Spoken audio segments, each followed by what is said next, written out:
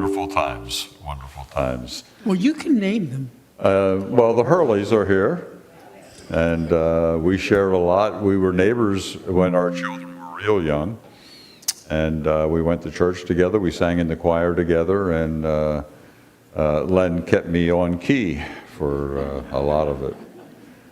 Being blind, I didn't read music particularly well, so you can understand. But I'm sure there's others. I know Jim Moyer, he came up and said hi to me. And I think, Jim, we're actually related, right?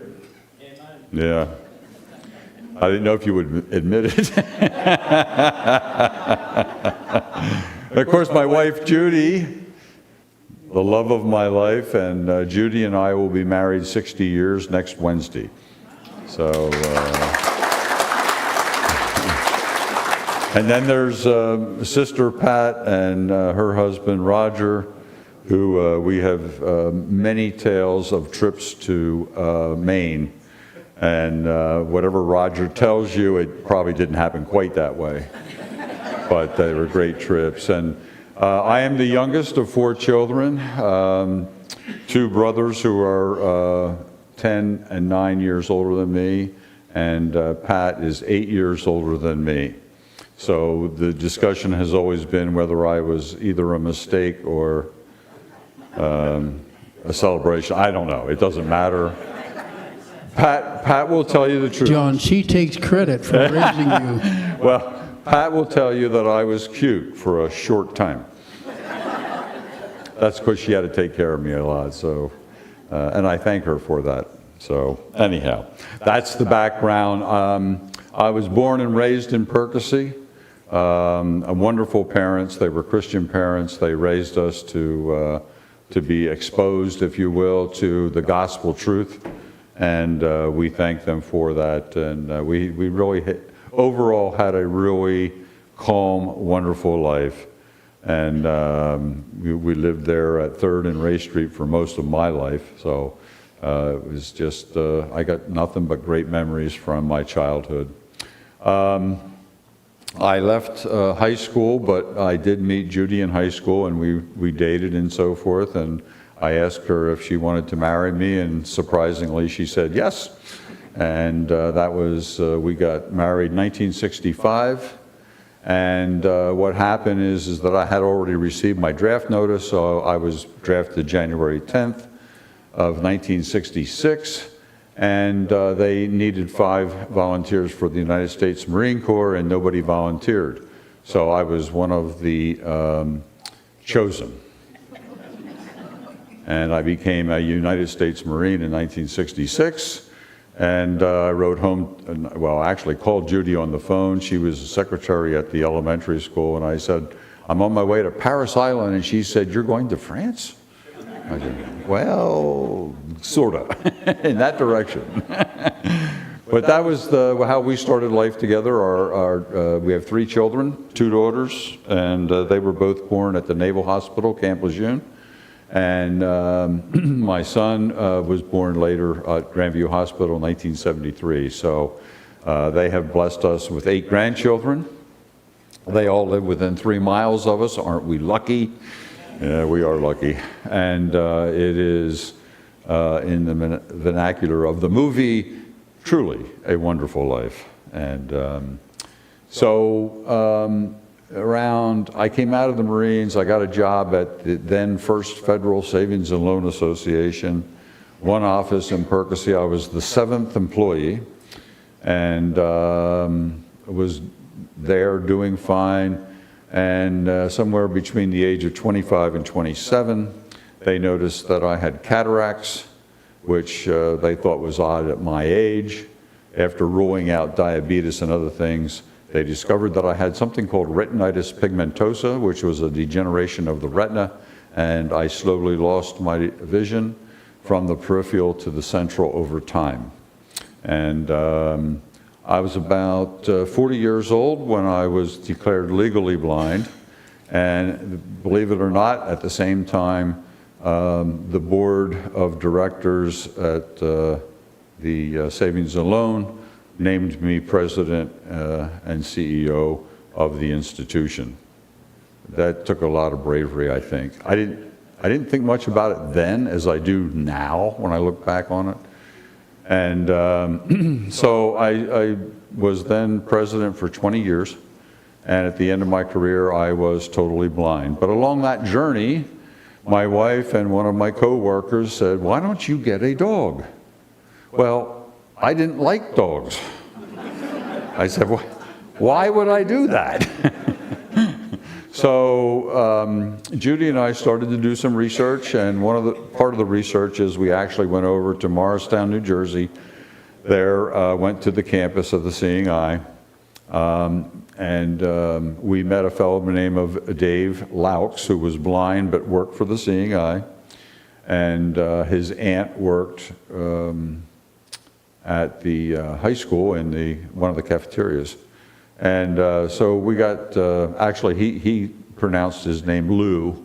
Around here we pronounce it Laux. I think that's the difference between French and German. But anyhow, he really did a nice job in convincing us. I'll never forget, because we were sitting off the dining room and it was the three of us, and this blind guy says to Judy, well, first of all, there was a class there of 24 students getting their dogs. They came in for lunch. And then this David Lou says, "Judy, you're staring at the dogs." And Judy said, "Well, how did you know?" And the guy said, "Well, that's what everybody does." Don't do that. It makes the dogs nervous. They think you want something. So if you're staring at my dog right now, stop it. So anyhow, that was the beginning. I think they really set me up. There was a bus tour there. We were sitting along a bank, and they brought a German Shepherd out, and they let it loose. The German Shepherd ran up and down and stopped where? Right there. Yeah. And I thought, good grief, dog likes me. So we decided to do this thing, and I was nervous as all got out. Judy took me over to the Seeing Eye on a Saturday morning. I got there, and you don't get your dog till, and well, in those days, you didn't get the dog till Monday. So Monday morning came, Judy had gone home and all that, and I'm there in the dormitory, and with all these blind people, you got to be kidding. Actually, it was a great experience, but I'll get back to that. So they call you down to the lounge and they say, you know, here's your dog. This is a German Shepherd, a male German Shepherd. His name is Trevor, and he's a good worker, good boy. So I had him on leash, went back to the room. They said, just, you know, keep him on leash, walk him around, let him sniff everything. So that's what I did. He's walking around the room. He goes into the bathroom, and there he lifts his leg and pees all over the floor. And I remembered why I didn't like dogs. Great. So I took him over to a tie down along the wall, and I tied him down. I went back to the bathroom, did my best to get things cleaned up. Then I went back, I sat on the floor, I looked the dog right in the face. I said, well, Trevor, we're off to a rough start. He turned, put his face in the corner, and gave me his butt. And I'm thinking, maybe I should call Judy and tell her to come get me. It got better. It got better every day. And Trevor and I really bonded. You're there for, well, when you get your first dog, you're there for 4 weeks. When you go back to get your second, third, whatever, retrain, you are there for 3 weeks. So, and of course, we only live an hour and a half from Morristown. So the nice thing is, every time I've gone to get a dog, they have a trainer drive me home, and they actually walk around town a little bit with me, and they, you know, might make suggestions and so forth. This is Kodak. Kodak is my 6th Seeing Eye dog.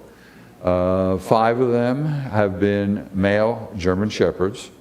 My second dog was a female crossbreed between a golden retriever and a yellow lab.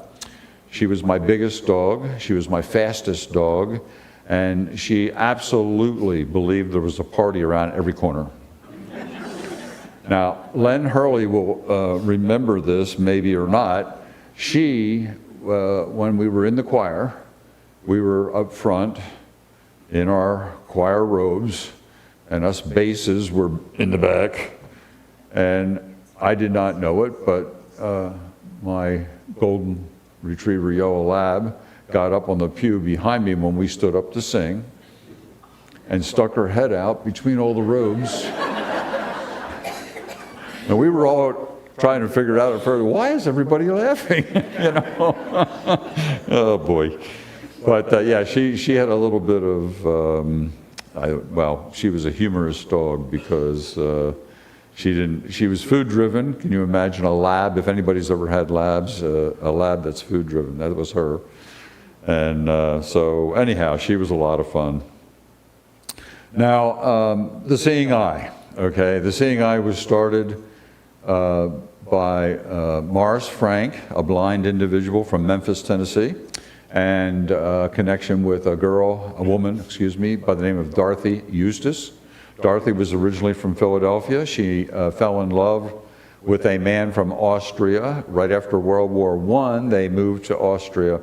And while there, she saw that the Germans were doing amazing things with guide dogs and guys that had been blinded in World War I. So she wrote an article, sent it to an American magazine. The article appears. Morris Frank's neighbor reads the article to him and he says, I want that dog. And so he wrote a letter to Dorothy Eustace and said, I want to come over and I want to be trained with one of your dogs. She wrote back and said, they're not my dogs. I have nothing to do with it. I wrote the article. He writes back and says, I'm coming over and I'm getting one of those dogs. Now, Morris Frank was a very strong-willed individual, put it that way. Morris Frank convinced her that he was coming over, which he did. So Morris Frank gets a ticket on a liner, go across the ocean, and the people running the liner put him in steerage and locked the door. He was not happy. And he told them, I'll be back. So Morris Frank gets there, and he now is given a dog, a female shepherd named Kiss. And he said, no, this dog's name is Buddy. Every dog he had after that was named Buddy. Didn't matter what they were. But Morris Frank came back. Dorothy Eustace supported him. They started a school called the Seeing Eye in Memphis. I'm going to stop there 1 second. The name Seeing Eye is scriptural. Anybody have any idea where it comes from?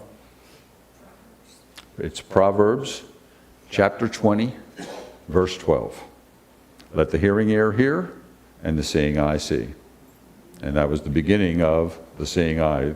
Dorothy Eustace used that passage to pick the name.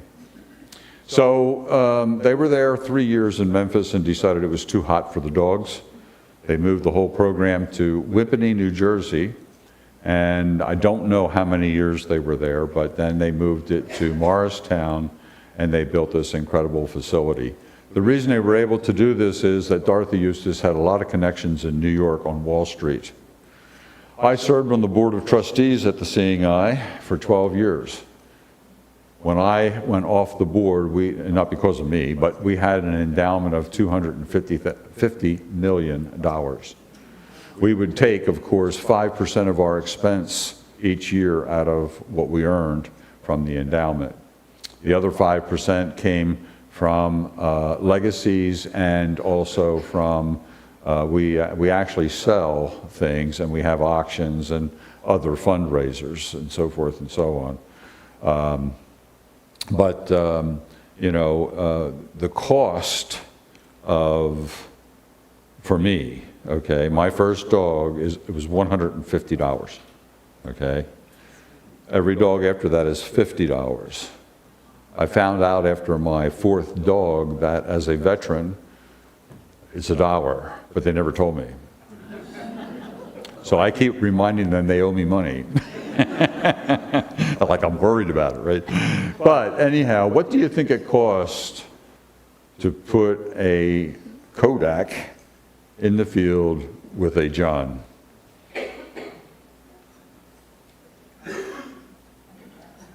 How much? 100,000. Any other guesses? 20,000. Well, we're going to put it in between somewhere. It's about 60,000. Okay. By the time they breed them there. They go with a puppy raising family for approximately anywhere from 13, 14 months, something like that. They go back to the Seeing Eye, and they're there a month. They're evaluated. Some are selected to be breeders for the kennel, and then of course those that are to go into training are fixed. Some wash out. If they wash out, the puppy raising family gets first choice to take the dog back as a pet. Others might wind up at like the Port Authority up in New York, and sniffing for drugs and that kind of thing. When they go to a trainer will come in and they'll take a string of 10 dogs, and for 4 months they'll work that string. Okay. Of that string, of the 10, on average 6 will make it. All right. That's all kinds of reasons. And, you know, they had one dog, a friend of mine actually adopted this one dog. This one dog was a great worker, did everything fine, except that he couldn't. Attention, attention, an emergency is being reported in red. Wildflower, 3000 level. Please leave this area immediately using the nearest exit. Stay here. Attention, attention, an emergency is being reported in red. Wildflower, 3000 level. Please leave this area immediately It's not our using the color. nearest exit. Okay. I am. Attention, attention, an emergency is being reported in Yeah, red. how long does it go? Wildflower, 3000 level. Please leave this area immediately using the nearest exit.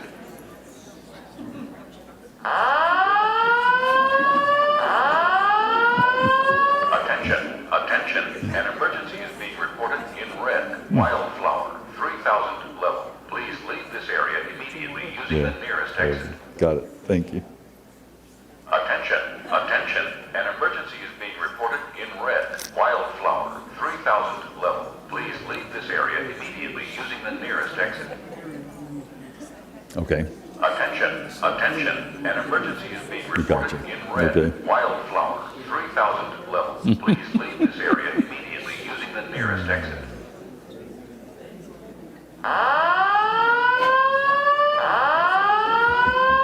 Attention, attention, Boy. an emergency is being reported in red. Wildflower, 3000 level. Please leave this area immediately using the nearest exit.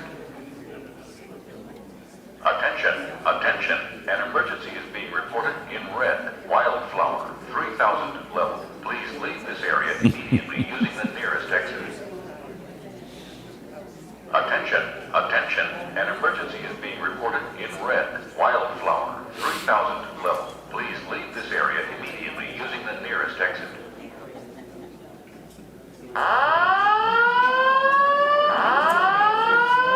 Attention, attention, an emergency is being reported in red. Wildflower, 3000 level. Please leave this area immediately using the nearest exit.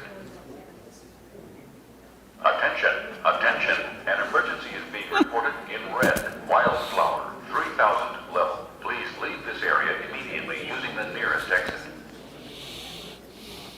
Attention, attention, an emergency is being reported in red. Wildflower, 3000 level. Please leave this area immediately using the nearest exit.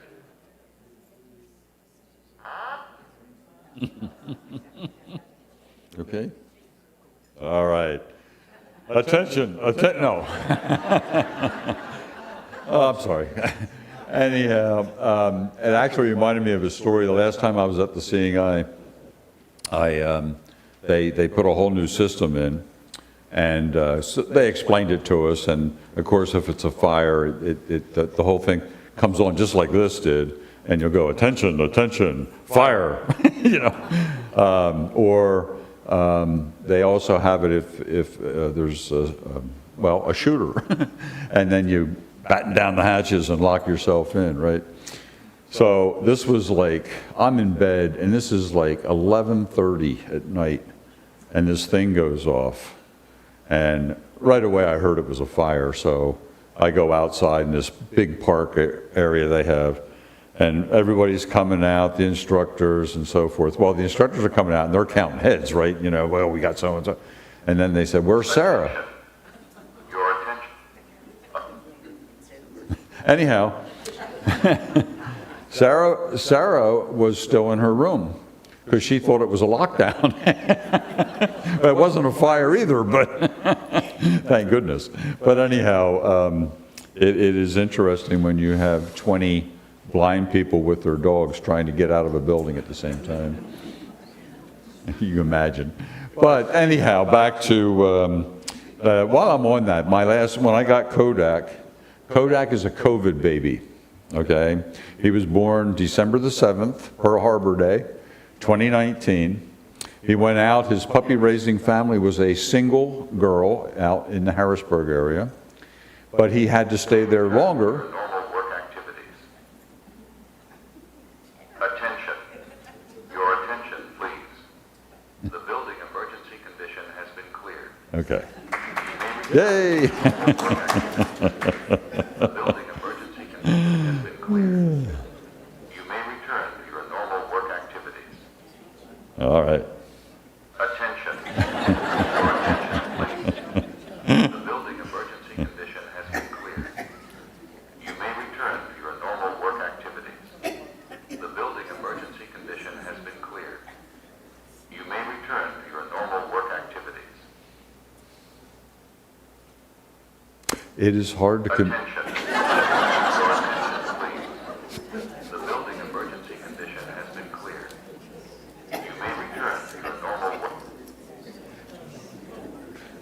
As I was about to say, it's hard to compete with a talking building.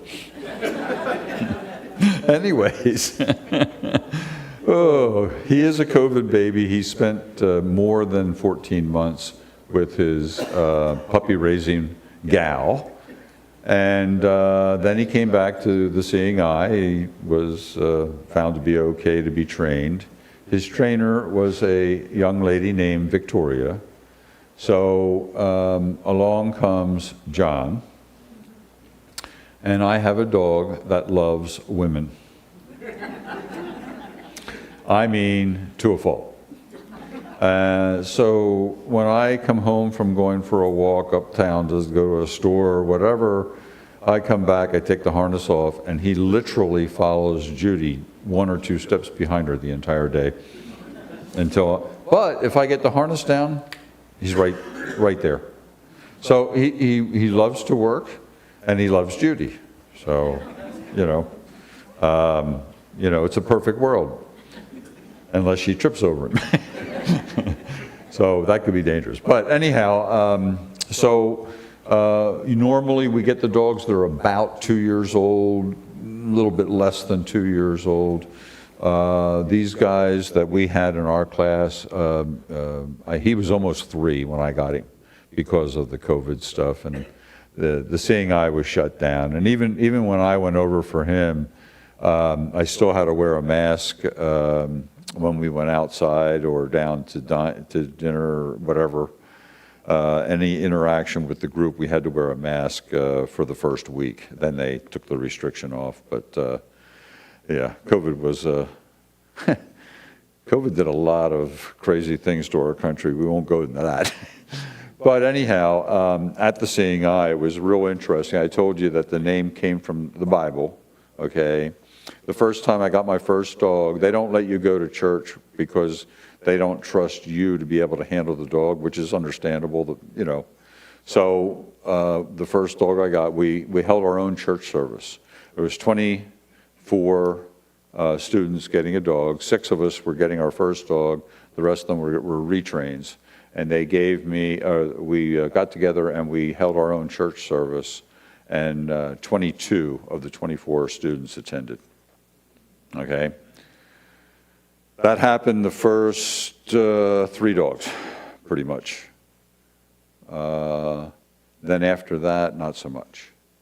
And then you could see, just like the rest of our culture, a watering down of the enthusiasm for Jesus. I'm going to put it that way. And so I went over this last time when I got my notice and everything, and I got approved. I prayed to God. I said, well, now help me, Lord, to not get involved in anything, but to be some kind of witness. To you be the glory. So I get over there, and the first day you're there, you walk with your cane down to dinner. So I get down to dinner, and you work in teams of 4 with an instructor. So we're 4 of us, and our instructor is sitting at the dinner table, and the instructor says, why don't you guys introduce yourself? Chanel will start with you. Chanel was a young lady in her 20s from Canada. And she says, hi, my name is Chanel so-and-so. I'm an atheist. I thought, wow, okay. And the next one was, I'm Greg, I'm from Delaware. I'm an atheist too. Went to the third person, and the guy said, hi, I'm an attorney from Savannah, Georgia. I'm an agnostic. Now, thank you, Lord, is what I'm thinking. So the instructor looks at me and says, John? I said, hi, my name is John. I'm from Pennsylvania, and I'm a born-again Christian. Well, the rest of the week, or the 3 weeks actually, was very interesting. And I must say they respected me, and I respected them. As a matter of fact, the girl needed a baseball hat, and I had 2 with me. So I wasn't giving up my Marine Corps hat, no way. So I gave her my Liberty University hat. I told her, I said, if you don't want to wear it, I'll understand, but it is a Christian university. And she wore it. She wore it. Now, I got to tell you the rest of the story. I do a message every Wednesday to a group of people, and I asked this group, including the instructor and the 3 other students, would you like to receive my Wednesday message? They all said, sure. And I thought for sure. My Wednesday message is pretty scriptural. I was pretty sure that they would be dropping out like flies, right? What is it? I'm going to my 3rd year of having, since I got Kodak and met them. They all continue to get my Wednesday message. I have no idea what it means to them. I've had no reaction from them. I take that back. I've had a reaction from the attorney in Savannah, mostly positive, okay? But it's just interesting, and I keep thinking, when we sat at that dining room table, I thought, what have you done to me, God? And it's not what God has done to me, it's what God had in mind for them.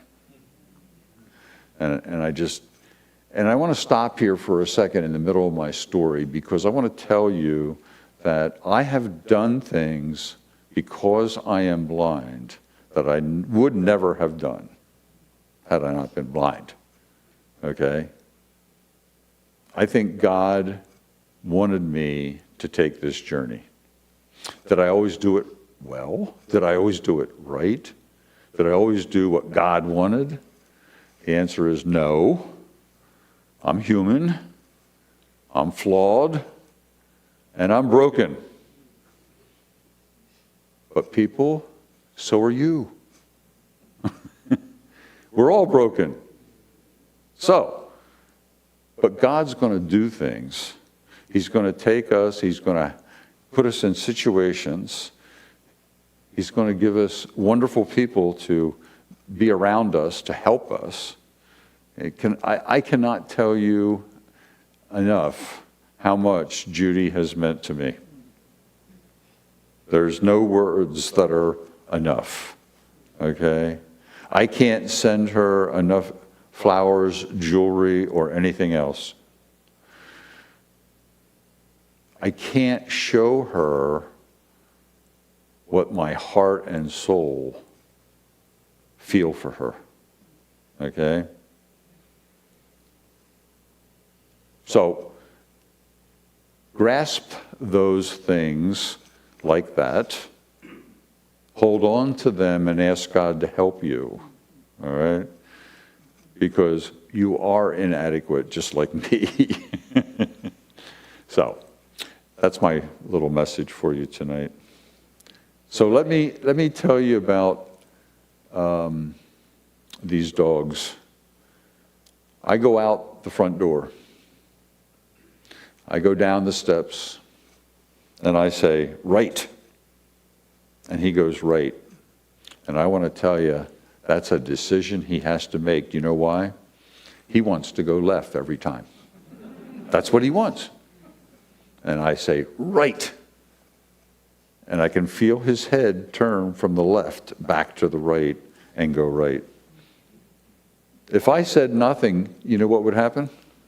We go left. And sometimes I do that just for the fun of it. We get down to the corner, and there's a traffic light there. And a lot of people ask me, I said, what do you do at a traffic light? And I said, well, I stop. Now, whichever direction I want to go, wherever way I'm going to cross, I stop and I wait for the traffic that is parallel to me to start up. When that starts up, I give the forward command, and we cross straight across. All right? If one of those cars turns, these dogs are taught to see that and stop. Okay? Do you know how they teach them that? They have vans that when they're in training, they turn into their lane, and as they're going real slow by the dog, they tap the dog on the head with a rolled up newspaper. It's amazing, and the dogs get it. I've had some of my dogs in that situation, if a car turns, they'll actually back up, okay? One of my great stories is my first dog. We were out in Arizona to a bank conference, and a hotel was here. We came out the front, we turned right, go down to the corner, cross the street, up the steps, there was a fountain. Keep the fountain on your right, go down, there was 5 turns to get to the conference. All right, I did that 3 days, okay? I did it by myself. We patterned the dog the first day, Judy and I, and then after that I was on my own. Judy was taking some side trips. And the 4th day, I went down, went to the conference, and I'm coming back. Now, on the way back, that fountain has to be on my left, right? It was on my right going down, so it has to be on my left. So we're coming out. I'm not really paying attention to the number of turns, but we get to the fountain, and it's on my right instead of my left. I thought, what? That's not right. So fortunately, there were some people there. I said, hey, I said, is this the fountain? I go down the steps, and there's the Hyatt Regent Hotel. And they said, yeah. So I'm scratching my head. Well, how did that happen? So later on, we were talking to some people. They said, oh, they were shooting a commercial. They had that whole area blocked off where you wanted to come back to the fountain. That dog made decisions on its own to take us back to the hotel. I was impressed. That was my first dog, you know. I was like, whoa.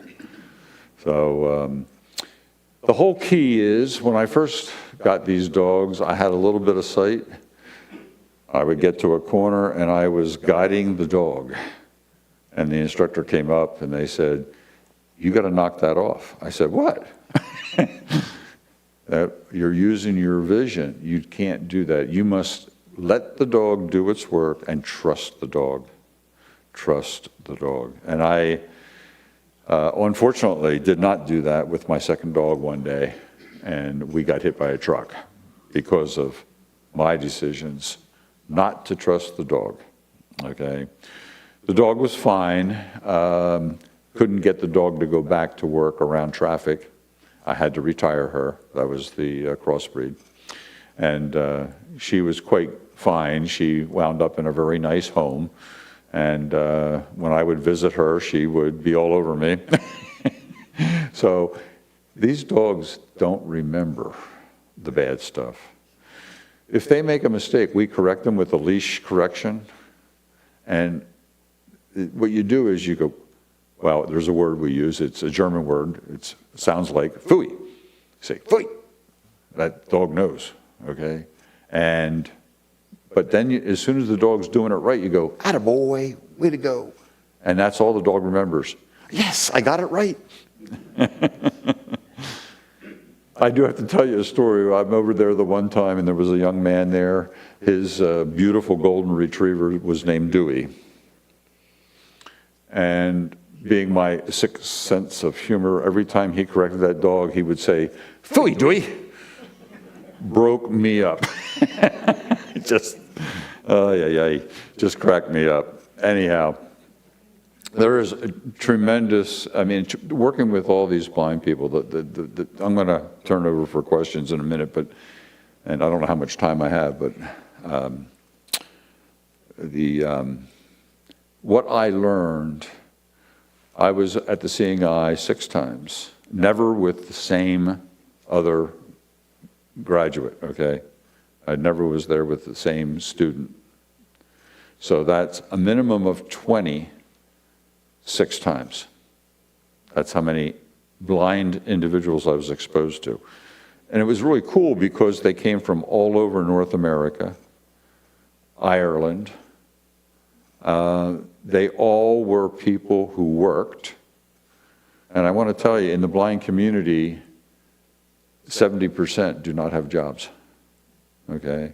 So, you know, I'm with people who want to be out there. They want to be working. They want to be part of society, and they want to be independent. The motto, Seeing Eye motto, independence with dignity.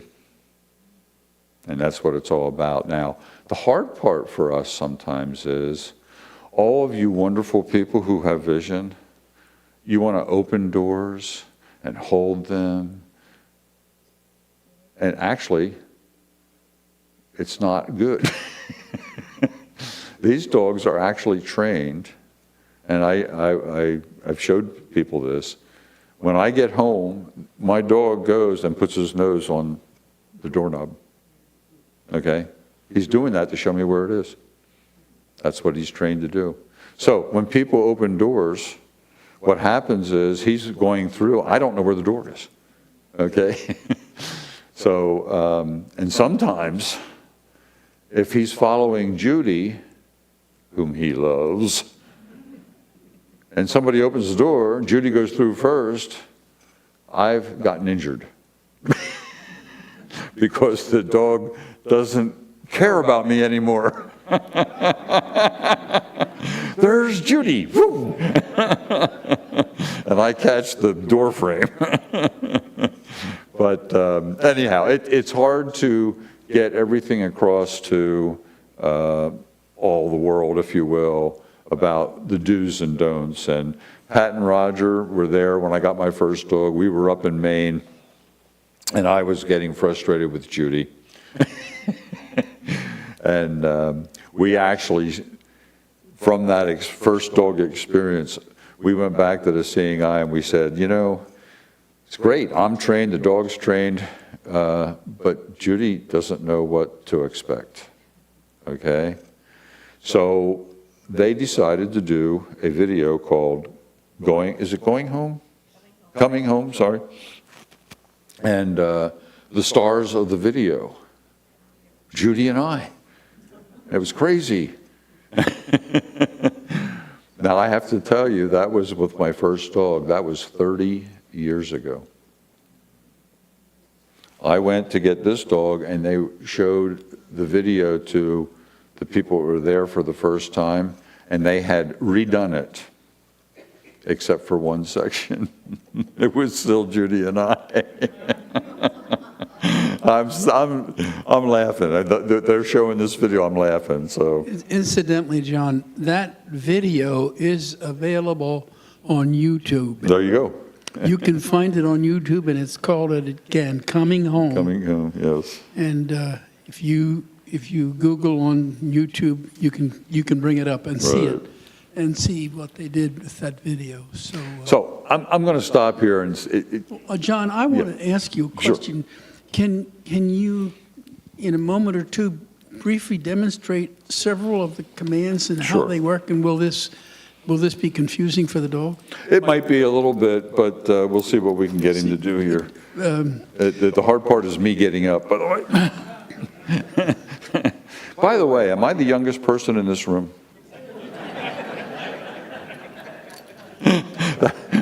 Don't answer that. Good boy, good boy, good boy. Okay, well, first of all, you have the leash with the choker collar, and we need the choker collar because it's the way you can control the dog.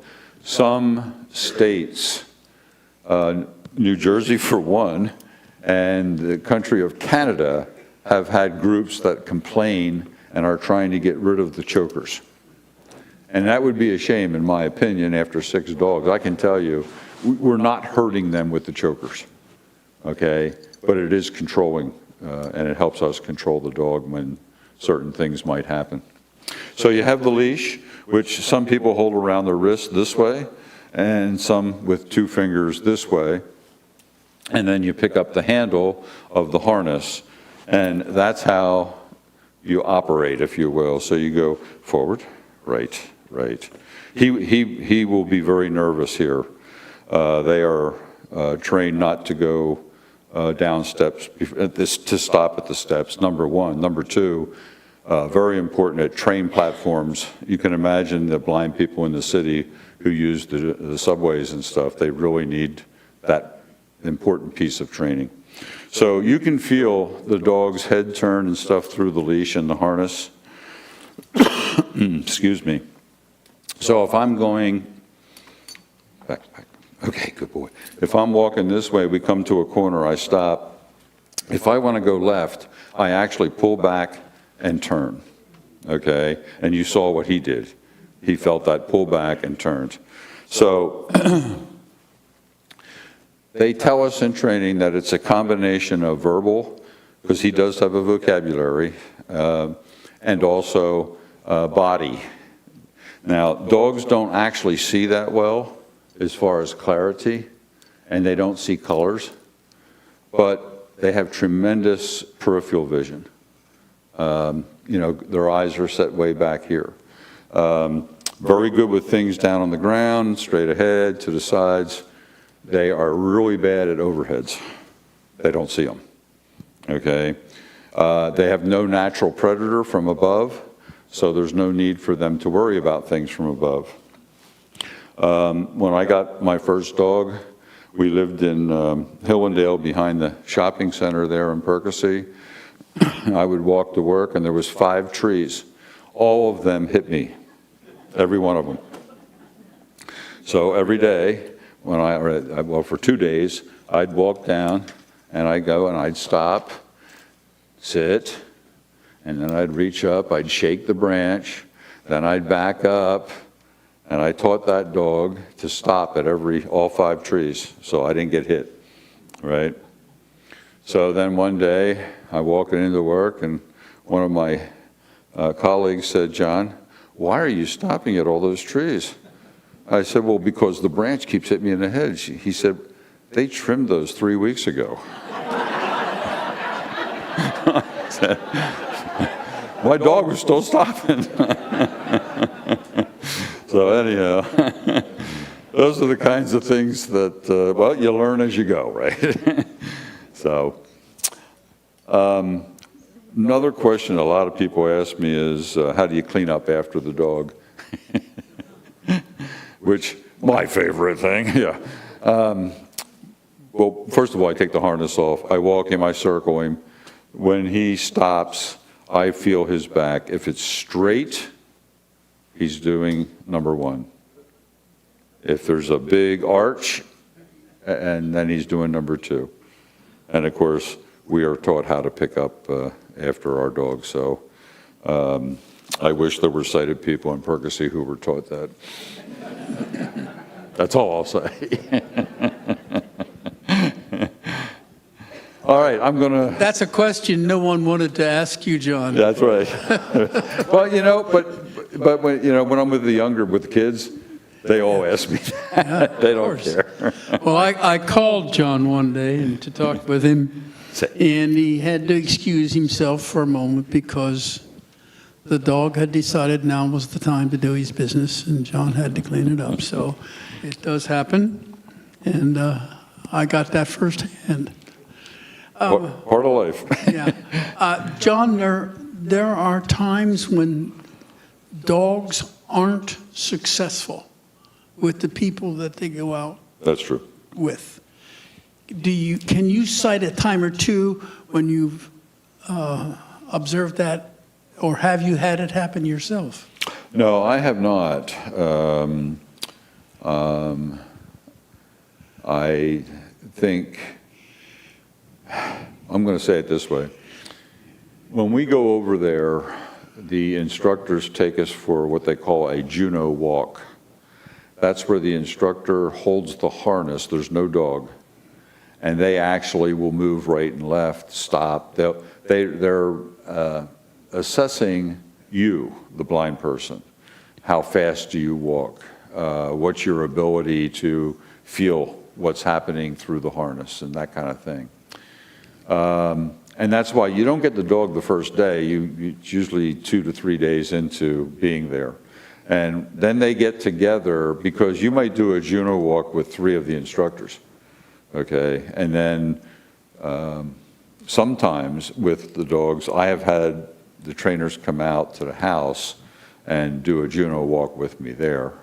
And of course, I live close enough they could do that. But basically, they want to know, are you physically able to walk with these dogs? And which of the dogs, I mean, each dog can be different as far as pace and strength. And these dogs are all taught to pull. So this is, you got to be in shape a little bit to do this. I know I don't look like I'm in shape anymore, but that's all right. Anyways, they make all these assessments, they come back, and they make a decision about the dog that they have in the kennel ready to go, that matches John. And they bring that dog to John, or that matches Susie, or whatever, okay? Now, I have been there, like I said, 6 times. I probably have seen 4 people where they changed the dogs while we were there, okay? What can happen is that the dog is faster than they thought for the person. The dog gets into the setting of what we call the dormitory, the big house. I understand you have a big house here too, by the way. That didn't go unnoticed. But anyhow, the dogs can get nervous around that setting, and it doesn't work. So, and then the other thing that can happen is somebody will get the dog, go through all the training and go home, and there might be an incident at home. I know the one girl I knew, she had told me that she got the dog home and the dog refused to cross a certain street. Absolutely refused. And they didn't know why. Sent an instructor out, couldn't get the dog to do it. Obviously they had to, give her a different dog. So the seeing eye likes the training part to be over there. I did do one dog, what they call home and away. I did a week with the dog over at the Seeing Eye and then came home early. That was because of my work schedule the one year. And that worked well for me. I did not have a problem with it.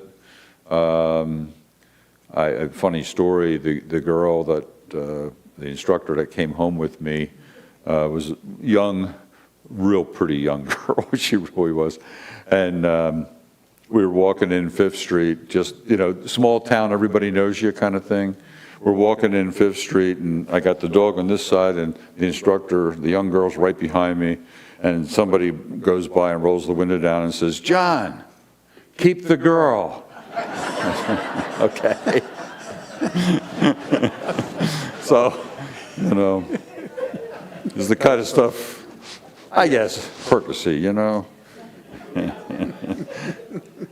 This is a different subject, but Jeff Hollenbach is the offensive coordinator for the Penridge football team this year, and they're playing in the district championship this week. Okay, so everybody asks me, "Are you related to Jeff?" And I say, "No, but the quarterback is his grandson. I'm related to him." Everybody goes, what? Well, it so happens the quarterback's father's mother, or the quarterback's grandmother, is my cousin. And I say, only in Percy or Souderton. We've got a roving mic here, John. Let's take a moment or two and see if we have some questions from Sure. the audience. I'm sure some of you have been thinking of things that you might like to ask John. Kay's back here with a microphone. Somebody raise your hand if you have a question. Over here's one, Kay.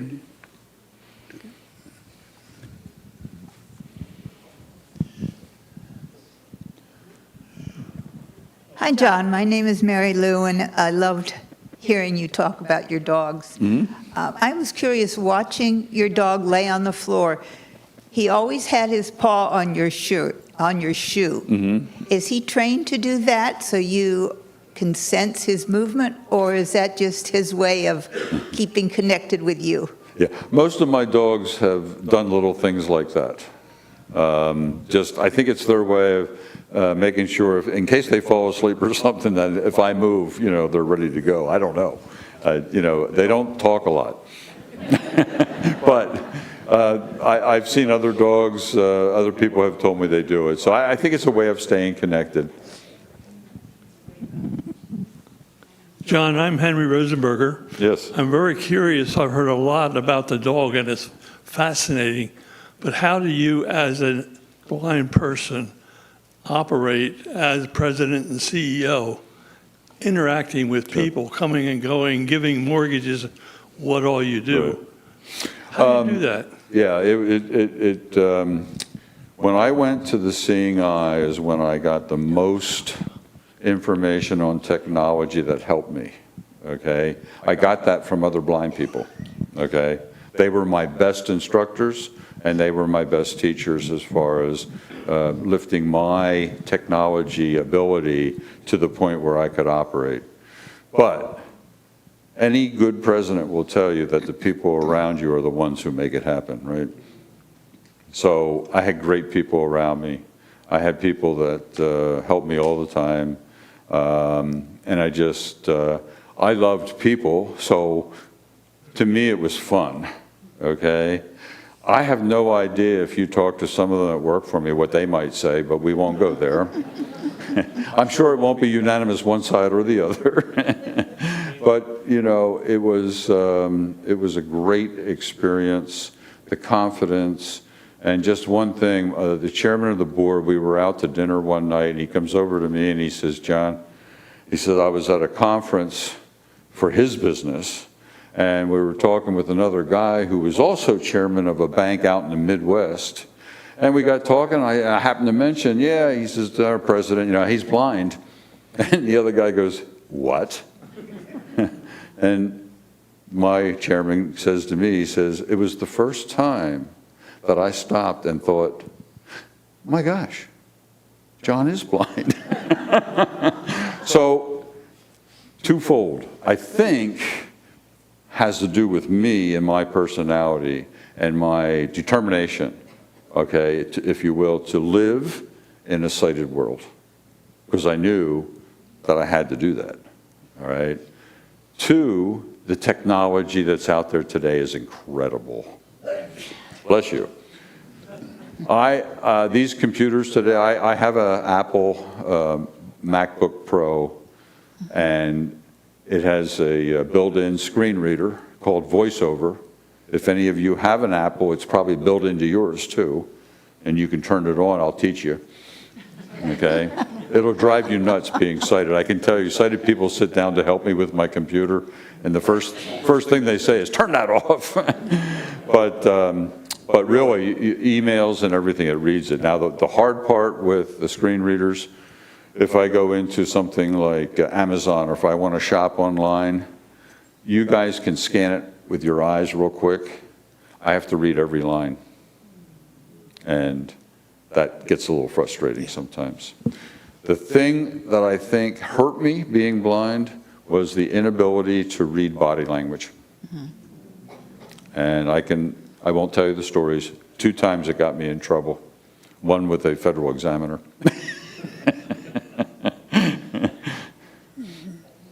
Well, I can say this, John reads my emails, and he responds, and my question would have piggybacked on Henry's question. There must be some equipment out there that we're not all aware of to enable you to do that, and you've just partially explained that, at least. Is there anything more you might add to that? Well, the computer obviously is an important part of my life. You can ask Judy, because if something goes wrong and the computer's not working, I'm miserable. You know, I have a cell phone that uses what they call a talkback feature, and most of the time it's pretty good. Here a couple weeks ago, it decided to switch over to Spanish. I didn't know why or how. And all day long, I'm on the verge of swearing at it. I came to lunch with the Hollenbach cousins, and I'm sitting with Dick Yoder, and I'm telling him about my stupid smartphone, and that, well, why don't you speak to me in Spanish? And I said, respond to me in English. And it did. I don't know why. It has worked perfectly since. So, yeah, the technology is great. I don't always understand it, but yeah, no. I did Braille, okay? I had a friend who was maybe you heard of him. Mort Kaiser was a teacher in Quakertown School District who was blind, and he was a little bit of a mentor for me. He taught me Braille. What he did was he took an egg carton and cut it so that there was 3 dots, and I learned about the dots and what they stood for on an egg carton. And yeah, Mort got me started. I learned what we call basic Braille. I started to look into what they call contract Braille, where when you're reading a sentence where maybe it's the letter C is now the word can. Okay, it's a little bit like shorthand, if you will. But it took so much time, and I just didn't have the time, and I could go to the screen reader and get stuff faster, so I just never really. If I took the book See Jane Run and read it in Braille, I would turn it into War and Peace. Okay, that's how quick I am. Well, when I read your book, John, and I realized what you were doing, I'm in my mind, I'm trying to imagine how you would read a financial report. Well, again, the screen reader. The screen readers have the ability. You actually can, by hitting certain buttons, change it to read columns across, columns down. And so, you know, I could read a balance sheet, read the item, and I could just go across, and maybe across the top would be actual budget last year, or, you know, whatever, however they set it up. Once I memorized the columns across the top, then I could go down and read the lines across. And pretty much, you know, I think, not that I'm smarter than anybody else, far from it. I think by going blind, I learned to exercise my memory better. You would. And Judy can tell you, I'm for some reason with numbers, I can remember numbers better. The other thing that I do now, as I got older, after I retired, I decided I needed to do something with my mind. So I now have 270 Bible verses that I've memorized, and I do half of them every day. Wow. Okay, and that helps me. And there's a couple other things that I do. There's, well, First Corinthians chapter 13. Yeah, Corinthians chapter 13. I have that one memorized, and there's a couple other things that I've done, and in town every year, we have the oldest tree lighting in America. Did you know Percy is that? Yeah. And I started off every year for the last 30 years by reciting the night before Christmas. So, and I enjoy that. Anyone else? Diane? That's okay. Hi, John. Thank Hi. you so much for coming. I have a two-part question. Number one, I see that most service dogs wear a vest, and Kodak does not have a vest or anything. Right. And part two, do you have any other tips for civilians, such as trying to pet your dog? Thank you for asking that. Thank you. Yeah, the answer to your first question, the harness, well, the leash has a stamp on it, the seeing eye, and the harness has the stamp on it, the seeing eye. So it's not as visible as the vest. The puppy raisers have vests that they use. It's also, by law, I can take him in anywhere, okay? But the puppy raisers cannot. In other words, if there's a restaurant that they're trying to train the puppy, the restaurant can say no. Now, in our area, very seldom do people say no to the puppy raisers. Our area, people pretty much know about the guide dogs, the puppy raising and all that, because we have several clubs in our area. I have been rejected 3 times at a restaurant and ate at both of them, all 3 times. I followed Morris Frank's example. Said, no, you can't keep me out. There were some funny incidents, though. There was one, we were up on a bus trip on Long Island, and the young fellow was not going to let us in. Everybody on the bus went in, and I said, I want to talk to the manager. He said, well, we don't allow dogs. And I carry a card. So I got the card out, I showed it to him. I said, you're breaking a federal law, please. So he went and got the manager. The manager came out and said, we're sorry. So they took Judy and I and the dog in, and they put us way over in a corner. We were kind of laughing, Judy and I, we said, it's okay, It really wasn't, it was not a big deal. And a couple other times it's happened. But usually after explaining to people, or somebody else is there that explains it. You asked me a second question. The general public, civilians. Oh, to get us, yes, I'm sorry, yes. So each time the Seeing Eye sends home, when I was still working, they would send home to the bank an instruction thing, and they would send to our church an instruction thing, and so on and so forth. And people remember it for about 2 weeks. So some blind people are very strict about it, and they actually put signs on the dog that said, please do not pet, please do not talk. Technically, you should not look at the dog, you should not pet the dog, and you should never talk to the dog, you should talk to me, okay? People always come up to me and say, can I pet your dog? And I usually, depends, if it's a child, I look at it as a teaching moment.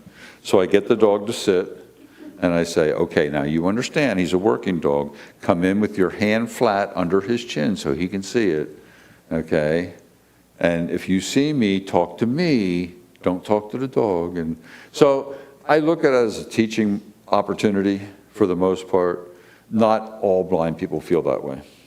So please be very cognizant, if it's a working dog, that dog has work to do, and depending on, unless you can read my mind, you don't know what I'm thinking about when I'm getting to that door or I'm going down the street. So it could be that I won't even hear you, okay?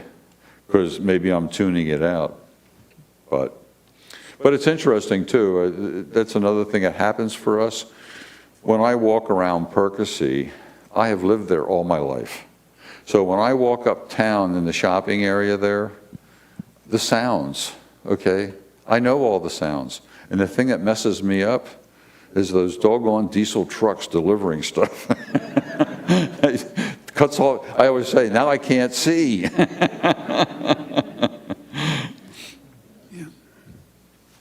All right, thank you, John. Yes. So when you're finished here this evening, if you want to come up and meet John, he's happy to talk to you, but don't talk to the dog. The dog will probably talk to you. He's know, so it- social. It makes it sound like you're being rude, but you got to realize the dog is on duty. And that's the dog's job, and that's what the dog does. And when you let him alone, he does his job. So, John, Yep. thank you so Thank much you. for coming. Thank you for having me. And you will stand here for just a few moments if people come up, I'm Absolutely. sure, and want to talk to you. There's no third Thursday program in December. You'll see notices about that, but that's week before Christmas. So we're taking the month off, and we'll come back in January with a first-run movie.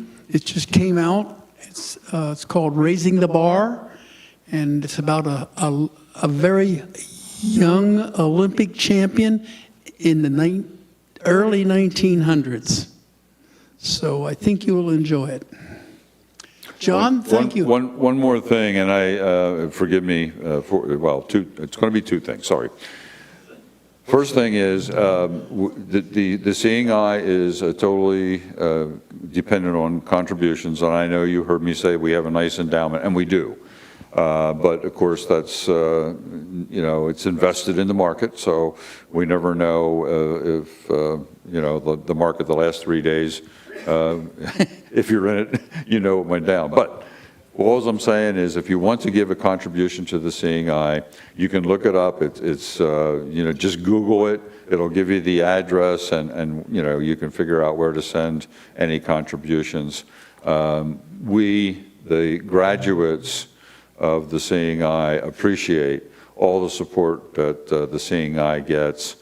And the more support they get, the better they can pay the instructors who deserve it. So the other thing I will say is, just before we close, and I don't know how you close, but to God be the glory. I tell everybody, I'm not a perfect person by any means. But God has been strong in my life, and it is because Jesus Christ went to the cross and rose from the dead that we have all the hope that we have. And I just want him to receive all the glory. Thank you. Thank you, John. Let's give him a round of applause.